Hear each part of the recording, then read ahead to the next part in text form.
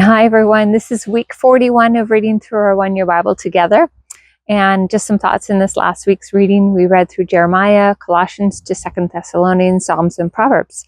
And in Jeremiah, there's a lot of this warning for God's people. And Jeremiah is given messages by God to tell to the people.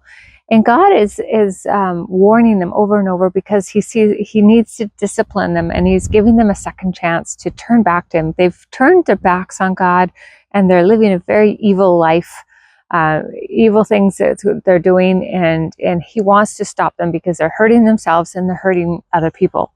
And so he, like a loving father, is warning them about this pending discipline that's coming if they don't change. So he's giving them opportunities, but they don't listen. And so the discipline eventually does come, but he also says, after this discipline, I want to bring you back to me.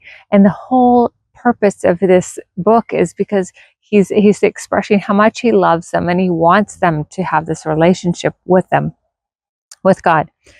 And then in Paul's writings in Colossians to Thessalonians, there was a lot of verses I wrote on. And when I looked back and looked over them, I thought it seems to be all about relationships.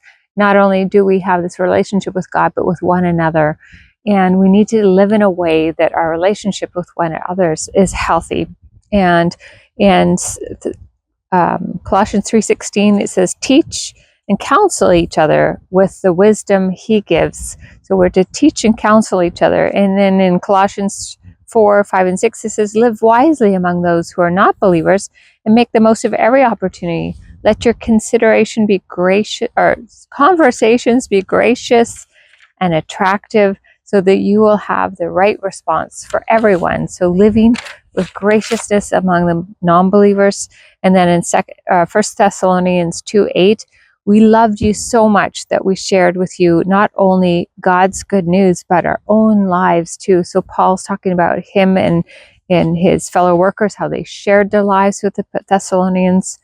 And then the last one is 1 Thessalonians 3:12. It says, and may the Lord make your love for one another and for all the people grow and overflow as our love for you overflows. So a lot of these one another and each other, and speaking graciously, living a life that overflows with love for one another.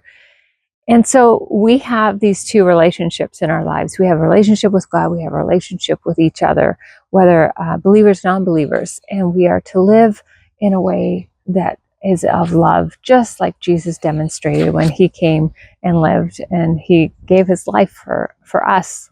And so let's focus on that as we were reading through the writings of Paul and how we should live for God, but also how we should live as a community of believers with one another. And so I hope you can be encouraged by that.